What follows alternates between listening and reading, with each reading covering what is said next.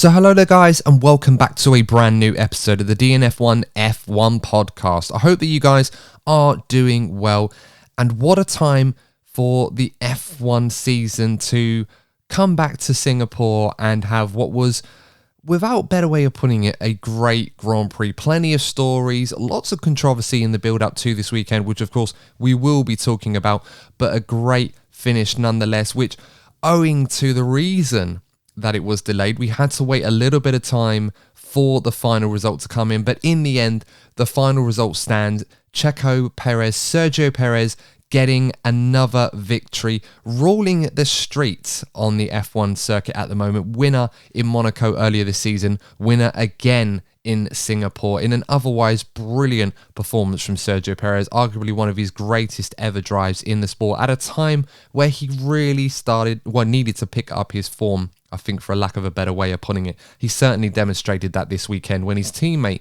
Max Verstappen, who perhaps had some hope of coming away from this weekend as the 2022 world champion, will have to wait a little bit longer after a less than impressive weekend from the Flying Dutchman at this point in time.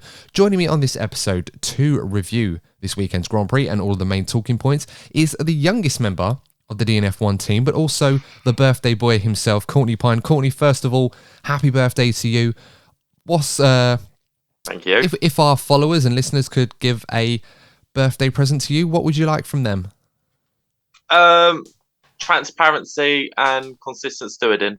How about that? That'd be a lovely birthday present. I was kind of hoping for you to say something along the lines of for them to like and subscribe to the channel, but nonetheless, subscribers. Yeah, see if you can somehow get us to 1,000 subs by the end of the evening. I'll be a very happy boy. I was going to try and segue that in, but of course, seeing as I've brought it up, and of course, if you want to give Courtney the best possible birthday present, you can like and subscribe to the channel on YouTube. We're trying to get to 1,000 subscribers, and of course, if you listen to us on your favourite podcasting platform, continue to do so. And of course, don't forget to give us a 5-star rating if you think that we're worthy. And for any that do, we will give you a shout out on the next episode, as we did for Sailor Nina quite recently after a very nice 5-star review on Apple Podcasts. So we definitely do stick to that if you are very kind to do so for us. But look, getting into the race itself, I mean, there was a lot of talking points going into this weekend with the cost cap controversy owing to a few teams that are rumoured to have potentially breached it from last season. We're not going to get into that too much in this episode. I think that's something that we should save for the Japanese Grand Prix preview that we've got coming up later this week, when we'll know a bit more information about the outcome of that investigation.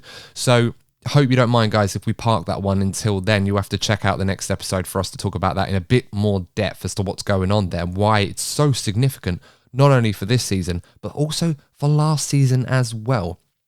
And, considering that we thought we were going to be done talking about last season, looks like we're going to be talking about it again, but we'll do that in the next episode. But going into this Grand Prix, Courtney, as I said, a lot of controversial points, a lot of ups and downs in the paddock, plenty of stories going on, a huge delay in the start time to this race owing to the wet weather.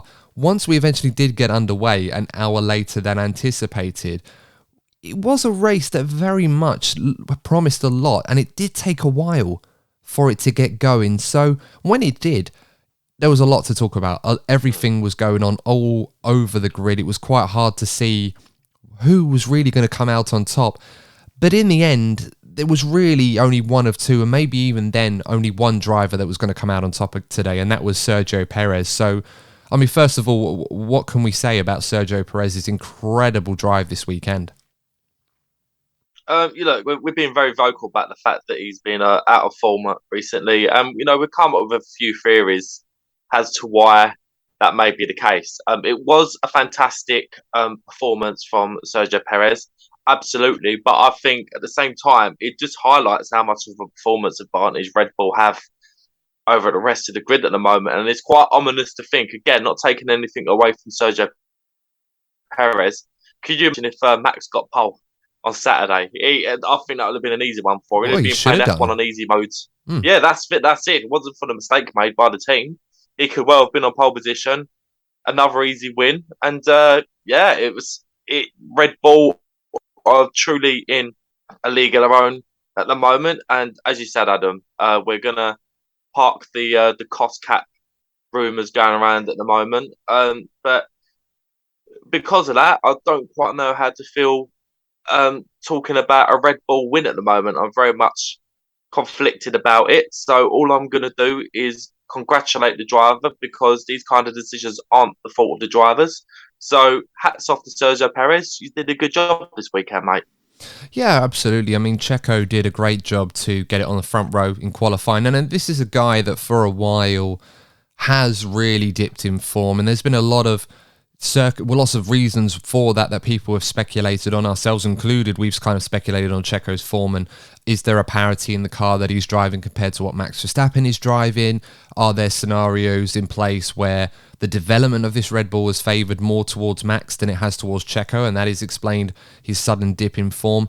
But here at a street circuit, a place where Checo, hasn't had the best record, it must be said, in the past, drove so well this weekend, and particularly today, to a point where it just looked like one of those days where everything fell right for Checo Perez, and he put together the sort of performance that, to his credit, some would probably scratch their heads thinking, where has this been more often? Yeah. I mean, I could go on and on about praising Checo Perez, but Crofty on commentary today was classing this as potentially his greatest ever drive.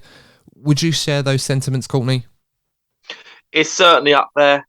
But I'm still very much impressed by his first win in Bahrain, wasn't it? Well, the second Bahrain race of 2020, and also considering the car he had, I still, for me personally, that's my favourite Sergio Perez win.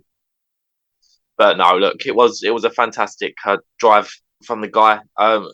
Leclerc did his best to give us a good race to the end, but the way that Sergio Perez was able to stretch that lead to cover off any penalties that he got, again, just says to me that, once again, Red Bull were in a different stratosphere this weekend. Yeah, absolutely. I think there was a point in that race where the track dried up, and obviously after Tsunoda's crash, which brought out another safety car, Bert Meinlander certainly earned his paycheck today for the amount of safety cars that we had. I think it was 3 in total, unless I'm mistaken or missed one. And yeah, it must be said, he held his nerve. He managed to deal with those situations quite well. Obviously, he was under a lot of pressure from Charles Leclerc in the dry conditions. But of course, once Leclerc made that mistake in the middle sector a bit later on in that stint, and Checo was able to break the DRS, he never looked back. He completely pulled away from Charles. And obviously, when he had to build a gap to cover off that 5-second deficit that they thought they may incur a penalty for, he ended up doing that with aplomb and had pace in hand. So it just shows how strong the Red Bull is at the moment, that they were able to go from a position where they looked under pressure for the win to look like they have it in the bag for a long, long time. So very impressive stuff. We should talk about the penalty in question, the thing that we've obviously mentioned a few times already. And it was for 2 infringements by Sergio Perez under the safety car, both of which were for not honouring the 10 car length space between the lead car and the safety car. Now, of course, for reference, for people understanding, not knowing why that's relevant, it's purely because the FIA, the role of the safety car in this case, the FIA want the safety car to be able to bunch the pack up in a safe manner so that they can control all of the cars going around whilst they deal with the danger, which of course was Tsunoda's beached AlphaTauri in the middle sector. And Checo Perez, there was a few times on camera where he was driving alongside the safety car down the back straight, trying to, get them to drive a little bit faster. And to keep the tyres warm, of course, that was important on a day like today where the track wasn't really drying at the rate that we were hoping it to. It was very reminiscent of what we saw in Turkey 2020 and something that we'd known about all weekend when it was raining qualifying. And on these 2 occasions, obviously Perez was found to have breached the rule in those cases, I suppose, and was given a 5-second penalty for one incident and a reprimand for the other one, which came with 2 penalty points as well. So overall, was still able to keep the win, most importantly. I think under the circumstances, I think that was probably a fair outcome. It sets a precedence on the rule, something that they did before with Sebastian Vettel when he was penalised for something similar. And at the end of the day, the driver that deserved the win gets to keep the win. Mm-hmm. The only issue, I suppose, is that it took the FIA such a long time, or the stewards in this case, such a long time to come to this decision, Courtney. And I think it's angered a lot of people where it's been a long day. it's gone well past midnight local time at the point we're recording this and the point the decision was made. We're literally recording this a few minutes after we got the confirmation. We were literally waiting for that before we could record this episode because we had no idea. If it was 10 seconds, Charles Leclerc would be the race winner this weekend. And, you know, that would have created all kinds of controversy and feedback, which, of course, people are entitled to do. I'm just glad it's worked out the way that it has for Checo Perez. I wouldn't have felt it was the right decision to take that away from him, but as I've said before on this show, rules are rules. So I guess my point is, Courtney, what I'm trying to get back at to before I go a bit sidetracked again, is the reluctantness of the FIA and the stewards to deal with incidents like this during the race and trying to amalgamate all the data that they had collated from Sergio Perez, from Red Bull, from Bert Mailander, from the technical data. I don't know if they had any feedback from Ferrari. Probably not. I think Ferrari were just happy to let things play out in their own and just see where they go and respect the decision. Overall, we had to wait quite some time for a decision in a race where a lot of people were just kind of frustrated that they had to wait so long to find out who won the Grand Prix. It can be really annoying, and perhaps the FIA need to look at this in the future to find better ways to kind of deal with incidents in these like these in real time. Yeah, I think the issue is, like, for me, I don't understand how you can have like the entire podium celebration. You know, you've got teams packing, getting ready to go to Japan, still not knowing whether they'd actually won the race. So could you have a situation where Sergio Perez is, I don't know, say he's taking a jet straight from Singapore to Japan, he's got the trophy on the flight with him, all of a sudden you just get an official show, no, that trophy doesn't belong to you. That belongs to Charles Leclerc. Like for me, we've seen so much talk from the people at the very top of F1 about making the sport, you know, more open for, you know, the general population. It's a growing sport because of the Drive to Survive series, and time and time again, this is another example where the stewarding and the decisions they make, or, you know, the timing it takes them to make the decisions. Sorry, it makes the sport look like a joke. You know, obviously the example to go to is Abu Dhabi. Michael Massey got the sack, but still going into this season, you've got, I think you had the situation where you might have had you've got people in different time zones. They could have gone to sleep thinking that Sergio Perez had won the race. They wake up to find out that no, actually he got a 10-second penalty and Charles Leclerc won. For me, I just think it's farcical. It's like, you know, I always use football as an example. You don't go to a football match. I'd say, for example, I don't know. I went to the West Ham game last night, beat Wolves 2-0. I had to throw that in. Go to the West Ham game, enjoy the fact that we won 2-0. A few hours later, I go on to it. I say, oh no, actually, West Ham fielded an illegal player, and they've had the 3 points taken away from them. You don't see this happen in other sports, and I just feel that once again, the stewarding and the decisions they make, or sometimes the reluctance they have to make decisions, really does tarnish the sport. And we've got this cost cap situation going on. I really hope we're right and we get a final and conclusive answer to this on Wednesday, because you don't want a situation where Max Verstappen could be declared world champion, most likely going to be declared world champion at Suzuka, and you still got the question marks rumbling over. They really need to sort these kind of things out because it does make the sport look like a farce. Yeah, that's totally understandable. And don't worry, Courtney, you can always chuck in as many football references as you want in this show. You know, for example, North London is red, always will be. But, you know, it's one of those where I totally understand that.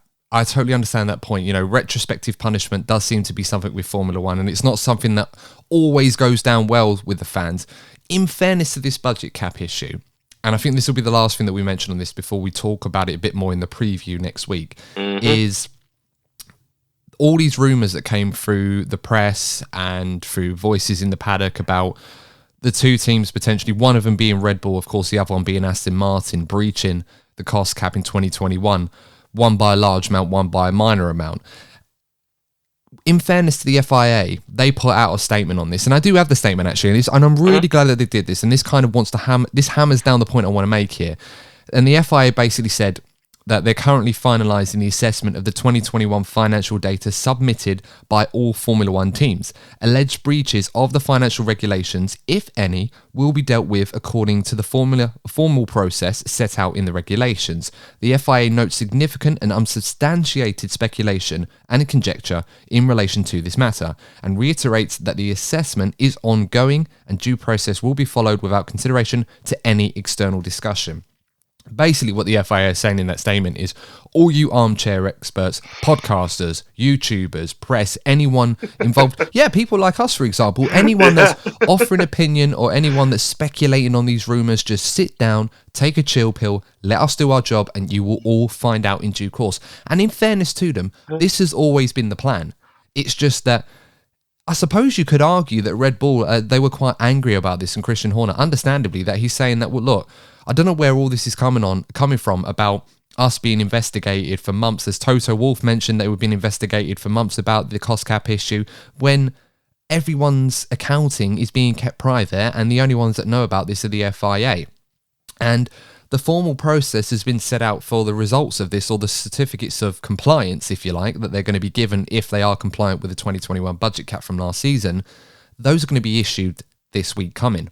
So any information or any speculation that we're hearing, you can't really trust, unfortunately. You know, it's fun to speculate, and it's something that has grown like crazy to the point where everybody's talking about it, almost going as far as saying that, oh, this is what could happen if they're found guilty. Not only is this season going to be in jeopardy for Red Bull, potentially world championships won in previous seasons like last season could be under threat. All of a sudden, loads of different people coming out with loads of different theories and loads of different reactions to it. They just got to kind of relax. Let the FIA do their job on this. In this instant, I do side with the FIA on this, and I do understand that they just need to do their job. We'll wait and react, and we'll see what happens next week when that happens. However, when it comes to this particular incident with Perez, I absolutely wholeheartedly agree with you. It does make the FIA, does make F1 stewarding, after so much controversy, so much thrown their way over the last few years, understandably for different reasons, one thing seems to remain, that there does need to be a review of the current processes that are in place, because certain instances like this, especially something that can be decided in the race, it happened much earlier in the race. They could have decided. They didn't need to hear from Sergio Perez. I think, in a way, they probably will use that as an argument to say, well, we needed to hear from the driver about certain mitigating circumstances. I think they could pretty much make their own opinion based on what they saw this afternoon. And despite what Checo said to them, he was still punished for both incidents. One with a 5-second penalty and one with a reprimand, which came with 2 penalty points on his licence, or 3 or something like that. So I don't understand why they need to take so much time over this. And it is annoying for fans, as you said, Courtney, because some fans, we're lucky that we are based in the UK and that TV times for Grand Prix are literally made specifically to suit our needs. And I'm not sure how much Sky Sports have an impact on this, although, to be honest, I think they had a bit of a mare on timings today because they scheduled the Manchester Derby at 2 p.m. UK time. Now, I know for some F1 fans that don't care about football, that's not really a big thing, but you're talking about one of the biggest footballing events of the season in the UK on an hour that is controllable, mind you, on an hour after a worldwide Grand Prix has started, with F1 on the rise in terms of fan interest, especially in the UK. And then, of course, the hour delay means that both events start at the same time. It's a bit of a mare on their part in terms of football scheduling. There's nothing F1 could do about that, nor should they, really. But we're quite lucky in that regard to have that. Think of all the poor fans in Singapore today. Would have paid a lot of money to go and see this race. They would have stayed up really late on a Sunday to see the conclusion, only to then now wake up around about now, was it like 3, 4 in the morning their time? Not quite familiar with the time difference, but something crazy like that. Only to find out that they stayed up pretty much for nothing because we got the same result that we started with. So it is a bit nuts, quite frankly. It's something that they really need to look into, try and improve those processes, because nobody really wants to do that. No, it's, as I said, you don't see this happen in other sports. Like, you have your final result, and like, barring something like particularly radical, like what happened last season in Abu Dhabi, then that's the result. Because you don't have people leaving sporting venues not knowing the result. Like, I just think it looks, for a sport that's so meticulous about planning and and stats and tenths of a second making such a difference. I just find it bizarre that they're not able to make certain decisions in the time frame of within the actual event, and it's something that needs to be assessed if F1 wants to be taken more seriously. Yeah, absolutely. Couldn't agree with you more, mate. Well, let's move on to Max Verstappen. Now, of course, this weekend, originally before all the controversy came out, was meant to be potentially a celebration for Max Verstappen to become a double world champion. Now, whilst that is not happening this weekend owing to the current results, as unlikely as it was going to be, it looked throughout the entire race, once Checo and Leclerc just set off in a two-man race between themselves, that we were going to wait till Japan. Probably the ideal result, actually, for Red Bull, if you think about it. Mm-hmm. That said, I think a lot of us were very, very surprised today by not only the fact that Max Verstappen didn't win this Grand Prix, but at no point throughout this race today did he ever look like he was going to be anywhere near close. It was far from a champion's drive for Max Verstappen, and in a way, he was pretty lucky to probably finish where he did today.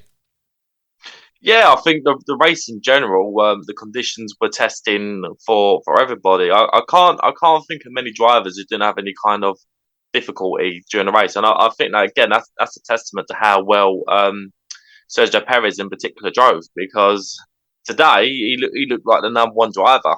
Max Verstappen was out of sorts. We even saw Lewis. I think Lewis had his scruffiest race of the season alongside Max Verstappen. So it just shows how difficult those conditions were for the best drivers on the grid to have awful weekends. I think sometimes we take it for granted.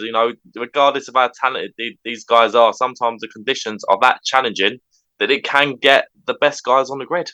Yeah, absolutely. And of course, Max Verstappen as well, celebrating his 25th birthday, only 25. Absolutely crazy stuff, and he's achieved so much already. It's quite scary to think of what he could go on to achieve, something we discussed in the last episode. And thank you guys for those of you that weighed in. It was quite interesting to see some of your answers as to how many world championships you think Max Verstappen will go on to achieve.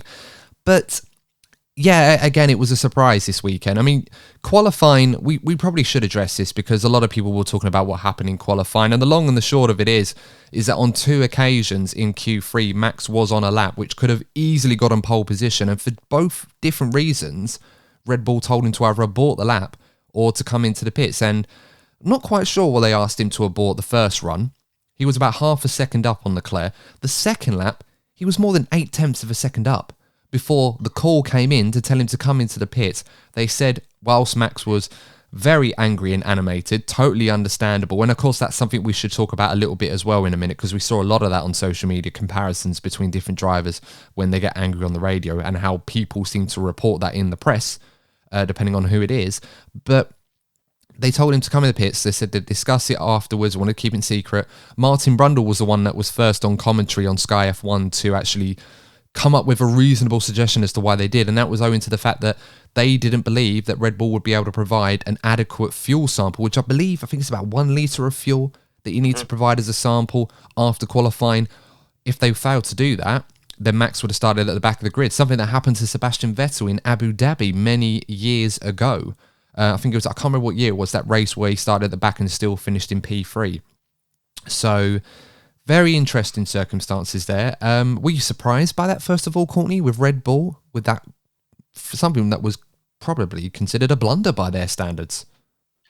Yeah, I think this weekend was a reminder that both team and driver are actually human. I think they've been flawless. They've been operating on such a high level that it comes as a massive surprise when these kind of mistakes happen. Like if it was to happen to Leclerc and Ferrari, you won't really be surprised. But the fact that it happened to Red Bull, it was very surprising. But I think they have such a gap in the championship that they can get away with making mistakes like that. At this stage, but it just shows how how fiercely competitive Max Verstappen is. That even despite the points advantage he has in the championship, he was angry that he missed out on pole position.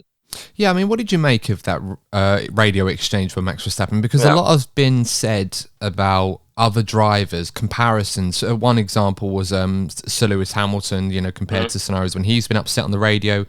Yuki Tsunoda always seems to be screaming on the radio whenever you put him on. It's always quite interesting to hear Yuki. He always drives with his heart on his sleeve, fair play to him. But those comparisons were made to him.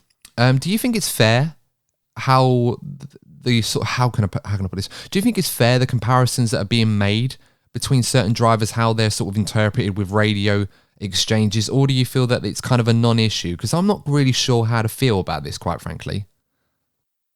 I think it's something that, as a Lewis Hamilton fan, like, it's something you're conscious of because, like, the amount of criticism the guy's got throughout his career. Look, Lewis hasn't been just the perfect human being throughout his career, particularly during his McLaren days. But there is such an emphasis to knock Lewis at every opportunity. So then you look on, and then you're extra conscious of how the media or the fan base react to, moments when other drivers do similar things. But for me, like, if I see a driver sort of being angry over the radio, I think you need to consider the fact that these guys are, one, ultra competitive, and you got to remember that this is live on air. So maybe if people get offended by it, maybe have a slight delay. But the fact of the matter is, the guys are on an adrenaline rush and they're being recorded live. So I think there is a bit too much obsession over what the drivers are saying in the cockpit. When actually, the fact that we can hear the live reactions is something that is really enjoyable. We wouldn't want to have that taken away. No, that's very, very true. And do you know what? I kind of think about this. The more I think about this, I should say, it kind of makes me feel like it is a non-issue. I think it's just a case of, oh, well, he gets this treatment for this. Why doesn't this person get this treatment for that? Trying to create something.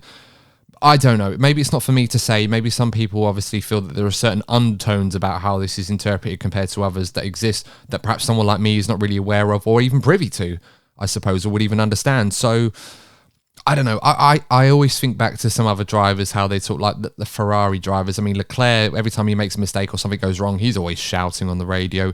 Sainz is always saying, stop inventing, when Ferrari eventually cocks something up for him.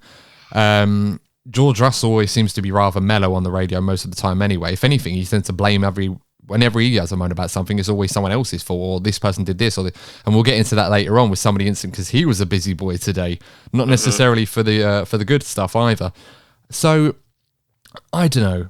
I feel like this, for me, I don't know. I'm not really looking at this and thinking that this is a big deal, but I certainly can understand why some people may feel, oh, well, this person gets reported like this when they have a moan on the radio, and this person doesn't quite get it. So, maybe they're just looking to point comparisons at every opportunity. I don't know. But I'll leave our wonderful listeners and followers to decide for themselves how they sort of feel about those comparisons between how drivers are reported when they're on the radio. I think everyone's kind of highly strung and emotional when you're driving at 200 miles an hour. Why wouldn't you be? Exactly.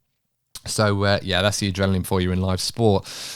Okay, so let's talk about Ferrari. Because Ferrari today, before we do, we should talk about a few incidents with Max, actually, because he made a few bold overtakes. He wrecked his tyres trying to overtake Lando Norris, and got in the wars a bit today, but it would have been quite interesting to see those moves come off. But I suppose in a way, like you said, Courtney, it was kind of nice to see when Max does make those mistakes that he's still more man than machine at this point of time. I think another football analogy coming in. I think that Max Verstappen is the Haaland of Formula One. He's a half man, half machine. And I think that's something I've always stressed with Max Verstappen. Again, you can have opinions of maybe his conduct or the people around him or the team that he drives for, but you cannot dispute the raw talent that the guy possesses. And today I just think we saw just the slight sort of reminders of the Max Verstappen of old, getting frustrated and sometimes making rash decisions. But again, it's easy for a guy sitting in his bedroom recording a podcast to make this kind of judgment when they're racing those cars in those really difficult conditions. Those guys were skating on ice. Yeah, I think like if it was on dry conditions, I think if it's in dry conditions, I'll probably be a bit more harsh towards his decision making today. But look, it's a street circuit. DRS wasn't available for most of the race, so any half opportunity these guys got, they had to take the opportunity. And at the end of the day, you want to be seeing these guys race each other. So, and again, look, even if it was any other driver, I'd be saying the exact same thing. I think something like I want to stress when it comes to this podcast, we get accused of bias quite a lot because we make it clear which drivers and teams we have a slight preference for. But at the end of the day, we're also fans of the sport altogether, and we generally speaking, we do try to be as consistent as possible. And at the end of the day, we wouldn't be doing an F1 podcast if we let our biases take over our judgments. No, but it'd be a very different type of podcast nonetheless. And Yeah, that's how it goes. But no, it's a fair point. I mean, he made a good move on Seb Vettel on the final lap of the race. Did a good job go around the outside at turn 5, I believe it is now, or something like that. Good stuff from good recovery, but obviously, quite erratic at times today from Max Verstappen. But all eyes on him at the Japanese Grand Prix next weekend, where it's likely he will be a 2-time Formula 1 world champion. Let's talk about Ferrari now before we move back. A little bit disappointing, I suppose. They didn't get the win. Charles Leclerc didn't get the best start off the line. He got a better initial getaway than Perez, but from what we saw on that side of the circuit, it did seem to be a lot more slippery and a lot more difficult to lay the power down, which obviously gave Checo a better chance to overtake him at the second phase of that start. And then after that, it was really a case of Charles Leclerc trying to follow Checo and play a bit of cat and mouse with him, but ultimately just didn't have the pace to beat him today, which is probably a fair assessment. Carlos Sainz finishing in P3 today, wasn't happy with how he drove. He felt he was struggling to deal with the rear of the car, and I think what will alarm him was the fact that he was so far off his teammate this weekend, regardless of the fact that they didn't finish too far at the end. He was a few safety cars that pulled him back towards his teammate, and every single time Charles Leclerc just drove off into the distance and left him fighting those behind him. But overall, not a bad weekend for Ferrari. I think it's fair to say. A lot of points on the board, 33 points, I believe. 31 more than Mercedes this weekend, which is a huge amount, and will go very, very nicely towards defending P2 in the Constructors' Championship. So, how would you rate Ferrari's weekend, Courtney? Would you agree with that assessment? Yeah, I think, look, on a race weekend as chaotic as this one, I touched on it earlier on.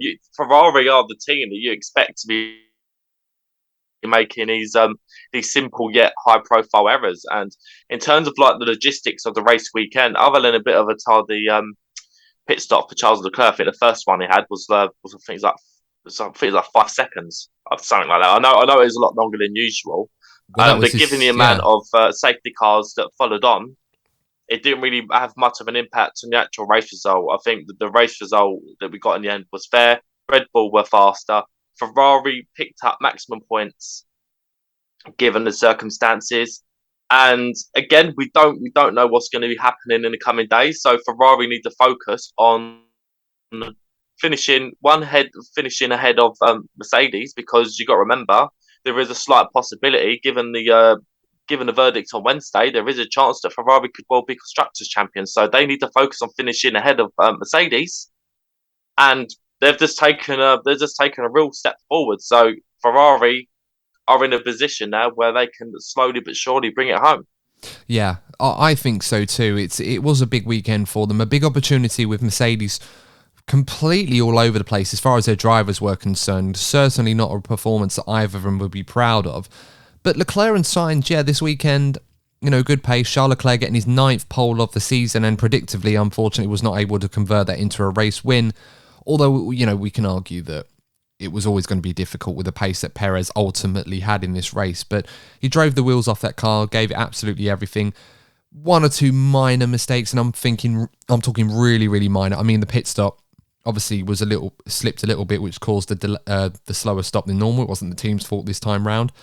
And a little bit of a wobble when he was trying to get past Sergio Perez, which ultimately cost him any opportunity of trying to win that Grand Prix anyway. But Sainz, again, didn't really have any mistakes. He wasn't happy with how he felt with the car, but didn't really make any errors. He kept Lewis Hamilton behind him, which is a very tough job on the best of days, forced Sir Lewis into overcommitting and making that mistake, which obviously ruined his race, and managed to hold off Lando Norris towards the end when Lando looked a little bit quicker than Carlos in the dry conditions. So I don't think you can really fault Ferrari too much. I think they probably extracted almost the maximum that they could have done. I think they'll be pretty happy with the performance when they look back on it obviously a little bit short, but there's a lot more extenuating circumstances that might explain that we may come across to in the next couple of days that would explain that deficit. But overall, I think they'll be relatively happy going on from this. Let's move on to Mercedes. And as I said already, Courtney, we talked about Mercedes this season being so good all the way round, the team being absolutely solid and reliable, the drivers capitalising on errors from all those around them, keeping their heads together. If they make mistakes, they're very, very minor. But today, I've got to say, probably the worst performance from the two Mercedes drivers collectively since they've been paired together this season. I think the weather conditions really messed up Mercedes. In most circuits, they probably would be praying for rain. But this weekend, in dry conditions, particularly in practice and qualifying, Mercedes were in the mix. On raw pace, Mercedes were in the mix. The Red Bull race pace might have shown differently, but up until this race, it did look like in dry conditions, Mercedes would have been able to challenge for the win. So the fact that the rain just swept the chances away, because we know that Mercedes really struggle with tyre warm up. And look, this race was awful for that. You had stop, start, changeable conditions. It was the conditions just went completely against the strengths of the Mercedes. And I just think that the fact that both drivers struggled the way they did completely showed the characteristics of the car. And these kind of results amplify your form on the day. It amplifies if you're doing well. But if you're having an off day, you're going to get punished for it. And I think we saw that happen for both Lewis and for George Russell. I think for George, I just think, again, like a little bit like the way Max was, there's a little bit of frustration because, he wasn't able to overtaken opportunities were few and far between. So they were making rash decisions to carve their way up the grid. And I think George was proved to be a victim of that, because I don't doubt George's driving ability, because at the end of the day, he has plenty of experiences being at the lower end of the grid for his time at Williams. But yeah, I think for both their Mercedes drivers, I completely agree with you, Adam. I think they will definitely have better days, because neither driver showed like a good representation of their true ability today. No, I think that's a very fair point. And, you've got on the one hand, when you've got two drivers actually that seem to be very capable and mature and quite handy in certain situations, like the ones that we saw today, very changeable conditions, very difficult for most drivers. Sir Lewis Hamilton, a very extraordinary human being, but ultimately proving today that, like everyone else, he is human, and that even mistakes can come into his game every once in a while. Not very often, but certainly can do for him. And then, of course, we've got George Russell, who, as you said, Courtney, plenty to look at in this race, plenty to look at to sort of question and sort of wonder what happened to him today. I mean, he was a very, very busy boy. Got into a few incidents, and I want to go through a few of these actually, because it was quite interesting. Obviously, qualifying, not getting in the top 10, that was a bit of a surprise. And then obviously starting at the back of the field when Mercedes were changing the entire power unit in parc fermé conditions, which they could do, which forced a pit lane start. Struggled at the very beginning, trying to work his way through. One incident in particular, sort of that comes fresh to memory, was the one with Mick Schumacher, which kind of sums up a very clumsy day for George Russell. Gotta say, and also one with Valtteri Bottas as well, where he almost took Bottas out at turn 5, drove into Mick Schumacher on the entry into turn 1, which damaged both their cars and ruined their races. The only way I can sum that up for George is he's very, very lucky that he didn't get a penalty today. Quite a surprise, actually, that particularly the Schumacher incident, that the FIA didn't bother to investigate that further. I think the only reason George didn't get a penalty is because he was already, I've been very critical about the decision making by the stewards, but I do believe that when the drivers have already suffered from the decisions that they've made, they tend to be a lot more lenient when it comes to punishment. George got punished for the mistakes that he made today. I think the incident that interested me the most was the one with Bottas, because I can't help but feel there's still needle between these two drivers. We saw the high profile incident at Imola. Obviously, George Russell ended up taking Valtteri Bottas' seat. You see it when certain drivers come up against each other. Max and Lewis is the obvious one. Maybe Charles Leclerc and Max as well. When certain drivers come up against each you always expect is there going to be a little bit. And it does seem that when these two drivers come together on track, there always seems to be incidents. Yeah, but the funny thing is for me, and maybe this is just my opinion on this one, it seems to be coming more from George. If there is still a needle there between the two of them, it's very much coming from George. I mean, remember the incident going into, what was used to be Tamburello at Imola, and George went into Valtteri, blamed Valtteri for that, and then obviously the replay suggested that George was very wide of the mark, almost went into Valtteri today, and completely lost it there. Valtteri done very, very well under braking to see George come in and make sure he stayed out of the way, otherwise he'd have been T-boned into that corner. And then you've got the incident with Mick Schumacher where he literally just turns into Mick before the start of the corner, and then he's saying on the radio, Mick's, I gave Mick loads of room, and I'm thinking it was one of those days. It was just very, very strange with George Russell. Nothing seemed to go right. And yeah, very, very strange performance from him. But as I said, very lucky not to get a penalty. I understand what you're saying about, because when drivers cause damage to their own cars and it causes a pit stop and stuff like that, then the FIA tend to be reluctant about giving an extra penalty to double down on that.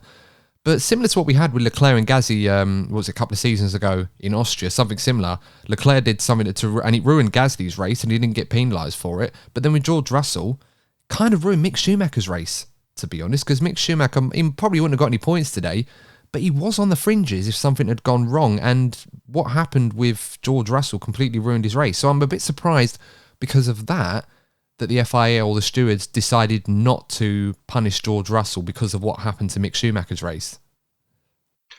No, I completely agree with what you're saying, but I think it was a case today. Not saying it's right, but I do think it was a case of George was like, it was over a minute off at one point. He made a completely wrong tyre strategy call.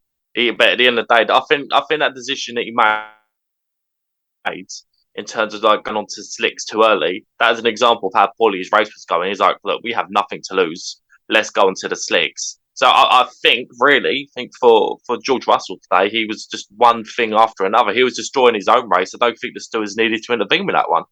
No, true. And of course, that they made that gamble for tyres because it was so difficult to judge when the right time was for slicks. Eventually, George was on it way too early. It was very similar to what happened in Turkey 2020, where the best tyres to be on were the Inter tyres that everyone was driving on. Even if they put on a new set of Inters, it wouldn't have been very good because you needed the tyres to be worn to a degree where they acted like slicks on the drier parts, but still good enough to handle the wet conditions. New Inters would have not helped that at all. You'd have been better off just being on the slicks like George ended up doing. But someone needed to be the guinea pig today. Eventually it worked out in terms of the conditions, not so much for George. And you make of that what you will, really. But yeah, a very strange performance from him. Quickly talk about Sir Lewis Hamilton.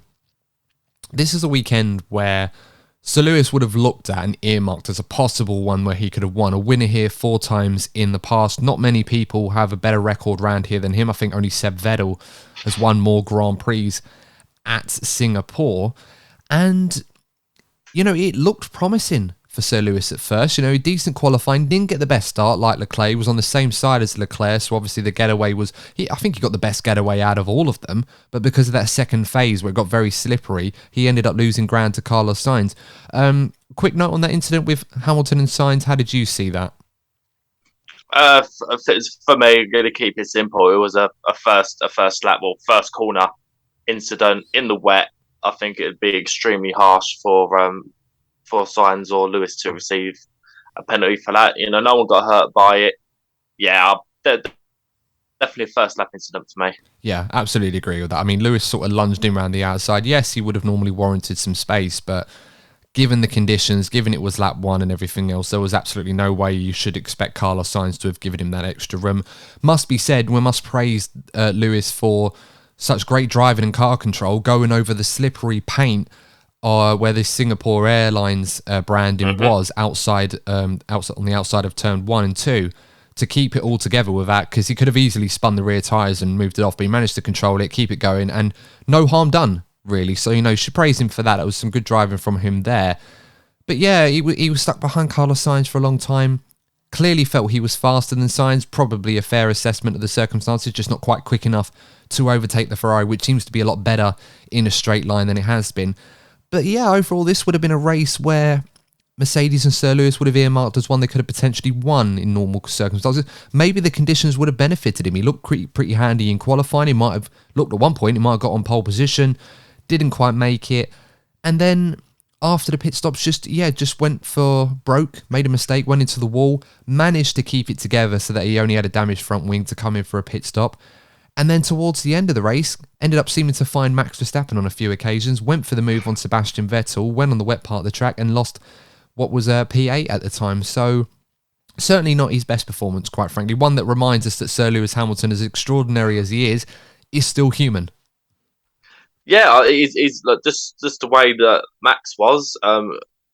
Again, he knew that his race was getting destroyed by being behind Carlos Sainz. Thought, look, I need to do something about this. Got punished, and then the same thing happened, being stuck behind the Aston Martins. It'd be interesting to find out. I don't know if we know yet whether we saw how lucky Lewis was. When he went into the wall, it was lucky to remain in the race. He come off lucky, only having damage front wing. But it'd be interesting to know if there's any more damage, whether it be to the floor or anything else that upset the aerodynamics. So I was very surprised he wasn't able to get past those Aston Martins because, considering how fast the Mercedes has been, I suppose we'll know very soon if that car had any more damage. Well, it's interesting because it was the same problem that George Russell had. He just couldn't navigate his way through the traffic. I mean, in fairness, even Max Verstappen struggled to navigate his way through the traffic. He was stuck behind Alonso for a long time before his engine gave up the ghost, and he was stuck behind Gasly for a little while, and Vettel himself managed to hold Max off for such a long time in two different phases of the Grand Prix. And I felt, whilst that's a fair assessment, perhaps Sir Lewis had the same problem. He just couldn't have that straight line speed to not only overtake Carlos Sainz, but obviously later on in the race, he wasn't able to overtake others. Perhaps if he'd have hung in there and stayed behind Sainz once Tsunoda had his crash, he might have been able to get a podium today. He definitely didn't have the pace to match Leclerc and Perez. Maybe a podium was on the cards for Sir Lewis today, so he'll be very disappointed to only come away with a measly P9 by his standards. And the only thing George Russell has to celebrate is the fact that he got the fastest lap, which is kind of redundant, really, because he finished outside the top 10. So, yeah, certainly not a great weekend for Mercedes, one that they would have hoped for a lot more this weekend, and ultimately one where they've come up short. Will that be the best opportunity for Mercedes to win a Grand Prix this season? Could be, but time will certainly tell with 5 races remaining in the season. Let's move on to McLaren. What a day for McLaren. When everyone else around them losing their heads, they were one of the only teams, drivers especially, that kept everything cool, didn't make mistakes, and got great results. Lando Norris in P4 with a Halo-inspired helmet, Courtney, which I know you will enjoy very much, being a big Halo fan growing up, playing on those games. It looked pretty cool, with in partnership with obviously his gaming brand Quadrant. Great drive from Lando Norris. Also want to put special praise on Daniel Ricciardo this weekend because he looked absolutely nowhere pace-wise in qualifying. Went out in Q1. Then, of course, the race came itself. Didn't exactly look exemplary by any stretch in the difficult conditions, but like Lando, went 36 laps on those inter tyres, longer than anybody else in the opening stint. Took the opportunity when Yuki Tsunoda had that crash, which brought out the safety car. Pitted later than everyone else. Got the dry tyres on and finished in P5 behind his teammate. And as a result, they've now leapfrogged Alpine in the Constructors' Championship at a point where it looked like Alpine were stretching away and going to finish that job off. All of a sudden, it's now swung back in McLaren's favour. What a brilliant performance this weekend from them, Courtney. How did you sum that up for both of their drivers? First of all, I think aside from Perez and Leclerc, I think Lando Norris was by far the best driver on track this weekend. Just, he was coming up against, some of the best performing drivers. Did a great job holding Alonso back, did a great job holding Verstappen back, and at some points we thought he was going to catch up and have a go at passing Carlos Sainz. So, fantastic performance from Lando Norris, and for me, week by week, I just feel that the guy is ready to challenge for a championship. Who knows? Could it happen for McLaren, or will he have to move to another team? But I think that we've been praising George Russell a lot this season for his consistency, and sometimes we forget how consistent Lando Norris has been because he's competing further down the grid. I think it's time for us to give Lando Norris the recognition he deserves, because since he's joined F1, he's been so consistent for that team, and McLaren have a lot to thank Lando for, because he's been keeping them high up the constructors' championship. And as you said, Alpine have had a poor weekend, so they're back right in it. We know Alonso will be a fierce competitor, but at the same time, McLaren have Lando Norris consistently getting the results for them. And let's hope this gives Daniel Ricciardo some confidence. I'm sure he'll be back in F1. I don't think he'll be on the grid next season. But if he has a good end to the season, it might give him that hunger to return to F1 one day. Yeah, absolutely. And it's a big weekend it was for Daniel Ricciardo. A big Sunday, it must be said now, with McLaren 4 points ahead of Alpine in the Constructors' Championship. I've got a quote from Daniel Ricciardo regarding his future, asking what his thoughts were and what was realistic for him for 2023. And he said, "I'm still keen to be a part of F1, and of course, plan A would be to be on the grid. So nothing's changed, but I don't want to just jump at the first seats available. A reserve role? It's certainly something that's realistic, yes." So, you hear that, and perhaps a reserve role is something that Daniel is probably thinking is most realistic at this time. I personally don't think it's something he should be looking for. I think it's just a drive on the grid, or perhaps try and do something else. I don't know. Maybe he can do a reserve role and do something else during a bit of a sabbatical. But at his age, coming up to his mid-30s now, it's certainly not old. I mean, we've got Fernando Alonso there, who's 41, done 350 Grand Prix, and looks like he's going to go past 400 once he's at Aston Martin for the next few years. Sir Lewis Hamilton, now nearly 38 himself, and still driving very, very close to the peak of his powers. So there's certainly time for Daniel Ricciardo to resurrect his F1 career. A weekend like today would certainly go a long way. However, of course, when you want to sort of pull it apart, I suppose what you can say from his weekend is it wasn't necessarily about how fast he was. It was about taking the opportunities when they came, keeping his head clear, not making mistakes, being consistent, and ultimately was rewarded for the fact that he quite literally kept his nose clean, finishing behind his teammate, considering. But the gulf between the two in pace is certainly there still for everybody to see. Yeah, I completely agree when it comes to the raw pace. Lando, and I've said this a few times, I'm really going to be interested to know how Oscar Piastri gets on next season at McLaren, because I'm interested to know, is the gulf between Lando Norris and Ricciardo because of how bad Daniel Ricciardo is? Because I'm sorry, this guy was one of the best drivers on the grid a few years ago. Like, you don't just lose that kind of form dramatically the way he has. Could this be more of an example that Lando Norris has been driving so well and has actually done a great job with a car that not even he's even said he doesn't like the way this car performs? It could well turn out to be a car that's really difficult to work with, yet Lando's done such a good job of it, and it just sort of amplifies the struggles that Daniel has had. So for me, I think Piastri's performances in this McLaren next season is going to give us some answers as to why Daniel has struggled so much. No, I absolutely agree with that. I think that's a really, really good take on that, because, yes, it's very easy for us to look at all this and say that Lando Norris right now is a faster driver than Daniel Ricciardo. I don't think you need to look at too many different metrics of data to come to that conclusion. That said, it's quite obvious that McLaren is not an easy car to drive. It probably hasn't actually ever been an easy car for Daniel Ricciardo to master, since he joined the teams a few years ago. But we often forget the performances that Ricciardo was putting in when he was at Renault a few years ago, and even at Red Bull before that. This guy has not forgotten how to drive a Formula One car fast. However, it must be said, from a technical perspective, Ricciardo has come up short in being able to adapt to this McLaren.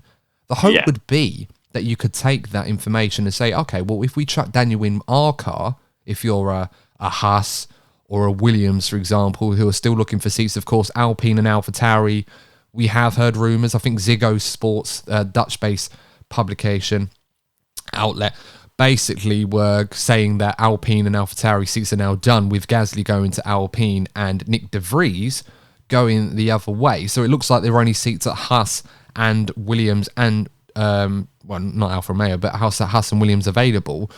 So if you're one of those two teams and you're thinking about bringing Ricciardo into the fold, you probably have to look at him and think, well, as I said, if we make a car that's suitable for him, he can get the most out of it. we can't look at this McLaren period, whilst it is tempting to do that, and think too much about it as if like, oh, well, he's not going to do well for us. I mean, it's kind of the risk I suppose you have to take. So food for thought. I'm not so sure at this point in time that there's any realistic chance of Ricciardo being on the grid in 2023, unless Williams absolutely break the bank to bring him in. I can't see that being likely right now. Haas, it seems to be either one of Mick Schumacher and Nico Hülkenberg in a 2-horse race. Not quite sure what Williams are doing. Perhaps he'll be in the fold for that, so we'll have to wait and see. But good day all round for McLaren. We should move on to Alpine, and it's a day that promised a lot. Alonso, great qualifying from him. Ocon was on the fringe of the points, although ultimately never quite managed to really get into that quite seriously to really threaten it.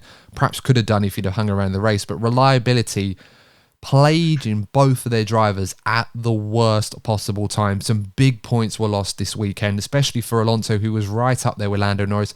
Perhaps could have challenged for a podium spot himself, or at least be in that top 5 towards the end of the race where he looked like he could have been. Perhaps fighting Lando towards the end, we'll never really know. So they've now lost their everlasting stranglehold on P4, which seemed like to be theirs for the taking now. All of a sudden, they find themselves on the back foot after a double retirement for them. It's definitely going to sting for Alpine after this weekend. I think for Alonso, this weekend has summed up his season. Done a great job getting the car, perhaps at the level or, taking the car above its level with the grid start. Just for his weekend to be taken out of his control and, completely taken away from him. He was doing a great job up against Max Verstappen in a far superior Red Bull. We know Alonso's great at doing defensive drive, and when it's your favourite driver behind him, it's bloody frustrating to watch. But we know that defensive driving is one of Alonso's biggest strengths. Doing a great job, getting a decent haul points for the team, and then bam, failure. And we saw it happen to both of the drivers, and I just don't quite know the direction that Alpine are going in. I find the decision making at management level, I just don't know where the team's going, what kind of ambitions they have. Maybe Alonso picked up on this, and that's why he left for Aston Martin so abruptly.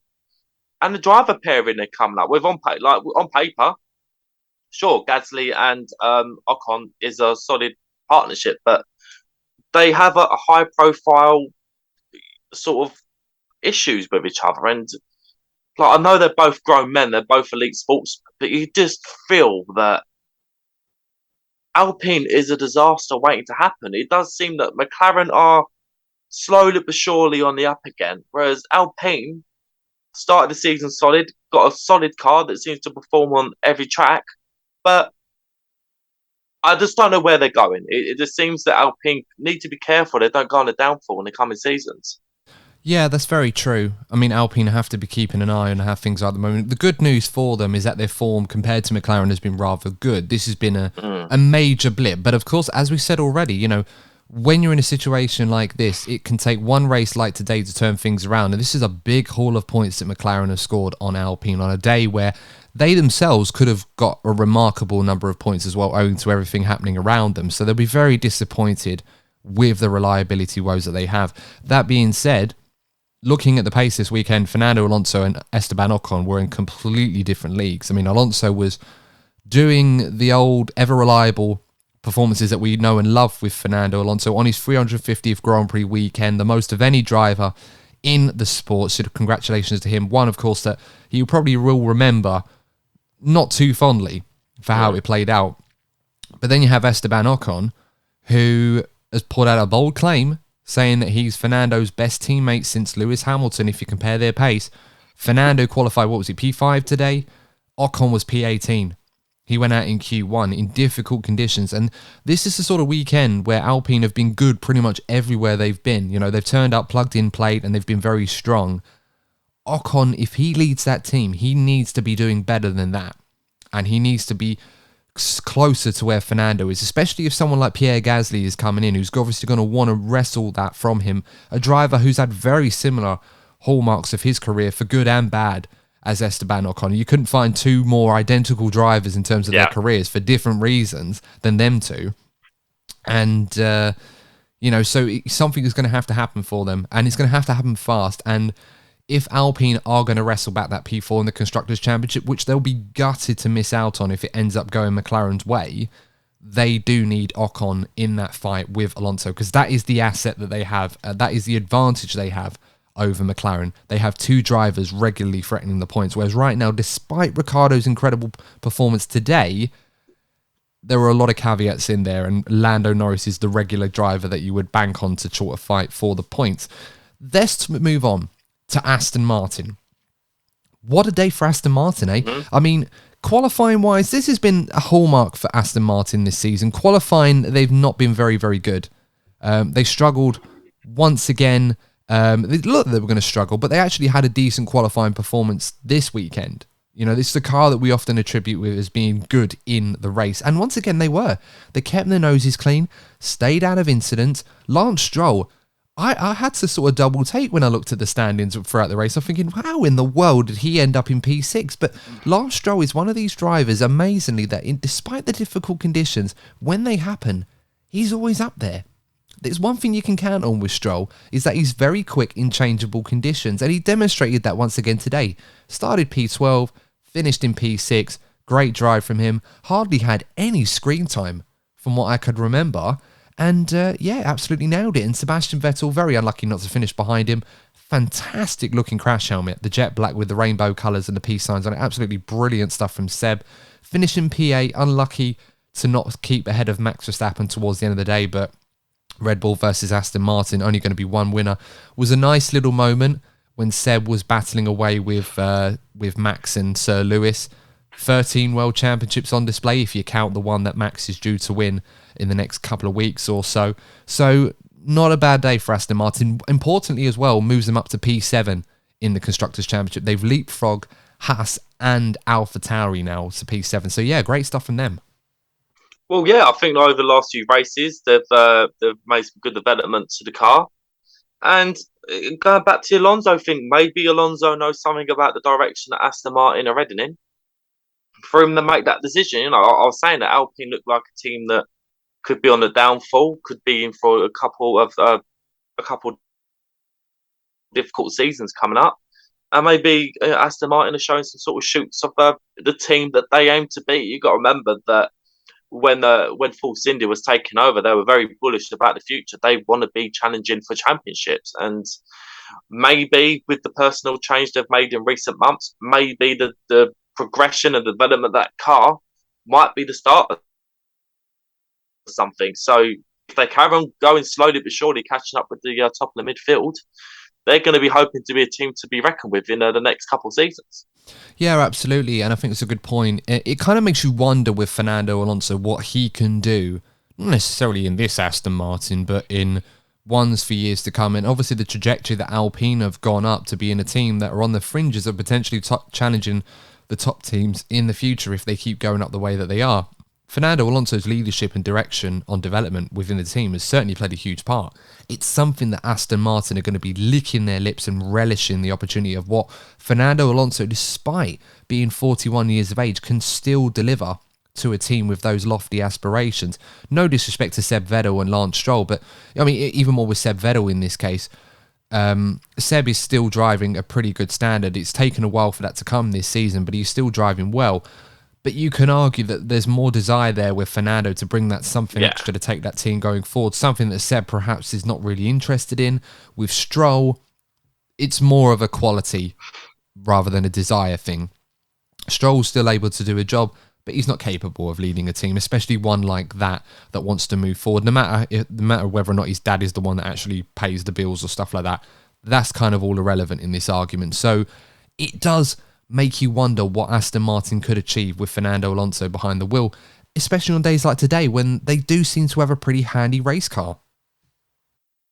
Yeah, well, one of my bold predictions, my bold prediction was that Sebastian Vettel was going to finish in the top 5. He always seems to, get the best out of himself on the Singapore circuit. So, in a way, I was pleasantly surprised to see the Aston Martins up there. But in another, I know that Sebastian Vettel's talent is still there.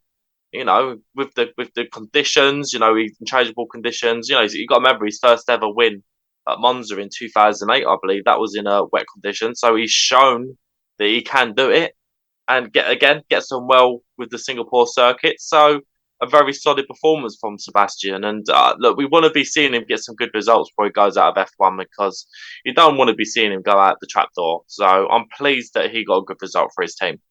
Yeah, very much so. I mean, it was one of those where I thought to myself, is there a chance where Seb could do something special? Probably not in the machinery he's got, but he loves it around Singapore. There's such a rich history around here. He's won it more than anybody else. And it was nice, as I said, that moment where he was fighting with Sir Lewis and Max Verstappen is like, it was nice to have a moment like that. So many world championships on display, and obviously with Max's hands, plenty more to come by the looks of it. Let's move on to AlphaTauri. Quite a contrast in days today. Pierre Gasly finishing in P10. Good solid point for him. AlphaTauri dropping down now to 9th in the Constructors' Championship, I believe, which is quite a shock for them because they would have wanted to be ahead of Haas, and it looked like they might have done at this point. But they're level on points with Haas now. Obviously, Haas having the better results at Bahrain. I think Kevin Magnussen, what was it, P4, P5, I think it was, where he finished in that race, which obviously was why they're ahead of AlphaTauri at this point. Yuki Tsunoda as well, different reasons. Qualified in the top 10, like Gasly qualified in P7. Gasly had a fairly decent race, didn't get caught up too much, had a few nice battles, but ultimately the pace of the car compared to his rivals kind of let him down, and obviously certain strategy calls bogged him back a little bit. Tsunoda, a bit more erratic this weekend. Some good pace, but ultimately overzealous when he put the dry tyres on, and obviously that brought out the safety car towards the key part in the race, which completely ruined AlphaTauri's race. It is quite a concern in this battle for P7. Obviously, Aston Martin have stolen a bit of a march on their rivals now with those big points. This was a weekend where perhaps AlphaTauri will look back and think that if Tsunoda hadn't had caused that safety car, they might have got a bit more out of it than they actually did. The trend I've noticed with AlphaTauri this season, actually even last season to the extent, is the complete opposite to Aston Martin. They tend to be strong in practice and qualifying, but then they fall back during the race. And I think it's been more apparent this season than last season, but it's definitely a trend. And with Yuki Tsunoda, we know he has those moments in him still. Yeah, he's been a lot better this season, but the lad does have a mistake in him still. He's still relatively young. He can turn it around. And look, he's going to have another chance to prove himself next season. But yeah, look, if you have a look at the Aston Martin AlphaTauri battle, you win the points on a Sunday. You'd much rather have a slower car on a Saturday and a good car on a Sunday than the situation that AlphaTauri have. So they definitely have reasons to be concerned. And I'm surprised they're that low on the grid because we've seen how good that Honda engine has been this season. Well, we've seen they're quite the opposite of Aston Martin, really. They have a good car in qualifying, but they fall further back in the race. The race car is not quite as good. And the fact they have the Honda engine, which, for Red Bull has been fantastic. It's been probably one of the biggest assets this season. But they're clearly, aerodynamic-wise, they seem to be falling back. I think if it wasn't for Williams being so bad, the way they've been this season. But the same with Haas, though, the way they've Haas have fallen back. I think some of the teams further down the grid have been really disappointing. Maybe the cost cap is coming into play here. But we've really seen some of these teams that sort of showed so much promise at the beginning of the season fall back, and quite dramatically. Yeah, it's quite an interesting one. I mean, we can go into discussions on development budgets and stuff like that, but then we find our way talking about the cost cap again, which obviously we want to try and avoid until exactly. the next episode, so we won't. But next weekend's Grand Prix in Japan is going to be a good opportunity for AlphaTauri and also for Tsunoda in front of a home crowd to try and put things right. So hopefully for his sake, that it can be more of the exemplary performances rather than the erratic driving that we saw from him today. And as I said, Constructors' Championship is so tight in that end and it's worth quite a bit of money to these teams, cost cap or not aside. It's going to be quite important that they eradicate these mistakes from their driving at such a key moment of the season. And a result like we saw today for Aston Martin could tip the balance in their favour. Let's talk about Alfa Romeo now. Difficult day for Zhou Guanyu. Showed some promise. Clearly was the faster of the two Alfa Romeos, got caught up, unfortunately, after a poor start and getting hit by Nicholas Latifi, pretty much a passenger, really, in that incident. It did seem at first, though, when the first time I looked at it, I thought, could Joe just sort of backed off with Latifi so far ahead, but Latifi put his hands up and basically acknowledged it was his mistake by saying, I didn't see him there, and just hit him. So, yeah, a bit unfortunate for Zhou Guanyu because he looked quicker than Bottas this weekend before that incident. And at this point of the season, I'm not surprised to know that has been a pleasant surprise for I think a good majority of the F1 fan base, and I'm happy for him. He's going to get a chance to race in front of his own fans next season because he's done a good job for that team. It seems that Alfa Romeo as a team are in no man's land at the moment, so he isn't going to have many chances to showcase what he's capable of. So I think that Guan Yu Zhou is doing the best job he possibly could given the machinery that he currently has. Yeah, I think so too. Definitely a shout for Rookie of the Year, of course, as Lee often makes that joke, but he's not here with us today, unfortunately, to make that one in a class of his own, quite literally. But yeah, it is an interesting one, and I think for me, it does raise concerns for Valtteri Bottas' form right now. He finished P11 today, but he was a long way off Pierre Gasly in the fight for that final championship point. Gasly pretty much was a man on his own towards the end of that race. And in qualifying, Zhou Guanyu was 7 tenths quicker than Bottas. So, yeah, where's the pace gone for Bottas? I don't know. I have a theory that I mentioned before. Maybe he's bored. Maybe he's bored. Alfa Romeo aren't really doing anything.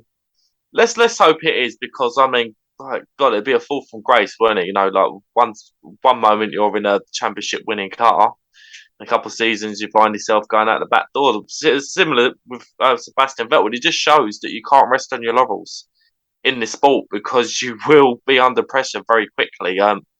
Luckily for Valtteri, we're coming towards the end of the season, and maybe he's waiting for this season to end and start afresh next season. Yeah, it could be. I mean, it's 11-6 in Bottas' favour in qualifying head-to-head with Zhou Guanyu. Obviously, Bottas is a long way ahead of Zhou Guanyu in the Drivers' Championship, and that's owing to the pace that Alfa Romeo had earlier in the season, where Bottas was able to rake in the points. Zhou's form Zhou's ability behind the wheel hadn't really developed to the point where it is now. I wouldn't be surprised if Zhou Guanyu actually levelled that qualifying head-to-head with 5 races to go. He can, in theory, do that. He's been quicker than Bottas the last few Grand Prix, so I certainly wouldn't rule it out. And it's good stuff to see for Zhou Guanyu. It's hard to tell, really, if it's more Bottas has gone down or Zhou's improved. Maybe it's a bit of both, but good stuff from him. Let's talk about Haas quickly. Unfortunate race for both guys. Magnussen got caught up early on with Verstappen and damaged his front wing. Mick Schumacher got caught up by George Russell, ruined his race. How did you sum up their weekend, Colt? That was it in a nutshell. But it's tough on Mick Schumacher because I do believe the rumours are true that he's fighting for his seat with Nico Hülkenberg. We all know that Nico Hülkenberg's a solid driver, would do a job for the team. So every race is a major opportunity for Mick Schumacher to fight for his seat in Formula One, and sort of getting caught up in a tangle that wasn't his fault is a very unfortunate thing to happen for him. So let's hope that he does get opportunities to give himself a couple more opportunities before the season ends, because like a couple of other drivers I mentioned, you don't want to see him sort of go out the trapdoor without being given the opportunity to showcase what he can do. No, absolutely right. And, a moment during the race, George Russell was battling away from him when they didn't collide with each other. And George was saying Mick is driving like his life depends on it at the moment. He wasn't happy about it. He thought it was a little bit reckless, but he was defending like his life depends on it. And in a way, his Formula One career kind of does, because from what we understand, Haas, as you've already mentioned, Courtney, they are assessing Mick Schumacher's capabilities right now, comparing him to Nico Hülkenberg. Do they think he's the right man for them going forward? You would argue for the future of the team, perhaps Mick is probably the favourite at this point, but Nico Hülkenberg, you kind of know what you're going to get from him. He's a reliable entity in the sport. He's still got some pace in him. Mick Schumacher, a lot of unknowns still to address. How good he actually can be rather than how quick he is right now is always a question that we're still not really 100% sure of. So I don't blame Mick for driving, I won't say erratically, but defending the manner that he is right now. It's a lot of pressure on him. Very unlucky today. I think he would have got a better result today if it wasn't for that incident with George Russell. And but yeah, they just have to make do with what they got right now. Williams, we should talk about them finally. First things first, fantastic news that Alex Albon was able to join us this weekend for the Grand Prix after what he went through. What did you make of that miraculous recovery, Courtney? I think miraculous is the best way to sum it up, Adam. The fact that he was able to, step into an F1 car after we sounded like almost in like a near-death experience. It just shows, how fragile you are, even if you do have the best medical help you can pay for. But no, crazy couple of weeks for Alex Albon, and I was really sad to see him go out given the circumstances. But we know he's gonna bounce back very quick. I think the guy's done a fantastic job for Williams since he's joined. Not surprised at all. We've always known the guy has talent. And when it comes to Nicholas Latifi, you don't want to kick a guy whilst he's down, but for me, it's exactly why he's leaving F1 at the end of the season. But I think that pretty much sums it up. Yeah, I mean, it's superhuman stuff from Alex. As you were saying, some complications coming back from the, coming back from the surgery. And it was quite scary, actually, hearing about that news. You don't really think too much of it. And then obviously you see what happened. And fortunately, he was okay. He recovered from it fine. Did a lot of work to prep himself for this race and to be declared fit. Then to have the superhuman mentality to just go out there and do what he's been normally doing. And he was still 6/10 faster than his teammate as well. And that's incredible. I mean, that's not a good sign for Nicholas Latifi, it must be said. After everything his teammate's gone through and he's still 6/10 slower. I mean, that's not good. And again today, Nicholas Latifi hitting and taking Joe out of the race and ruining his own race in the process. It's such a... I don't know, as we sort of bow down to the final curtain call of Nicholas Latifi's F1 career by the looks of it, you get a sign of what happened today or this weekend and think, yeah, this is probably about right, really, for him. And it's unfortunate for him. He'll get a penalty. From what we heard, was it a 5-place penalty and a couple of penalty points? So pretty much a few penalty points, really. He's not going to have to worry about any grid penalties. No. That's not really going to affect him. He's going to start in the back row of the grid anyway. So... yeah, disappointing for Williams to come away with empty-handed and both cars retiring quite early into the race. Yeah, because, changeable conditions, it's an opportunity for a team like Williams, so they will definitely feel like that's an opportunity missed for them. Yeah, absolutely right. But of course, plenty to unpick and talk about in that race. Apologies for those of you watching this on YouTube and me sort of coughing all over the place. It's still coming to, battling COVID again. So hopefully it wasn't too bad for you guys. And of course, if you're listening on the audio platforms, then shouldn't be affected by this whatsoever. Nevertheless, despite feeling a little bit ropey, I must say, if I'm perfectly honest, that all aside, Sympathy Corner out of the way. Did a great job. Fully stocked. Don't put yourself down. You did a great job. You got COVID and you just done over an hour's podcast. Give yourself a pat on the back, if anything. Wouldn't recommend it, quite frankly. But nonetheless, sympathy seeking aside, guys, I hope you guys are well and enjoyed that podcast. And of course, let us know what you thought about this weekend's Grand Prix and some of the big talking points that we unpicked to the best of our abilities. Of course, we're quite a limited crew this evening. Lee wasn't able to join us. He's not feeling well either, unfortunately. So hopefully we'll have a podcast for you for the preview of the Japanese Grand Prix. And of course, that may also contain a few nuggets of info about the cost cap controversy and some of the fallout from that. We'll certainly be talking to you about that to the best of our ability in due course. But of course, if you have enjoyed this episode on YouTube, please do give the video a like and subscribe to the channel.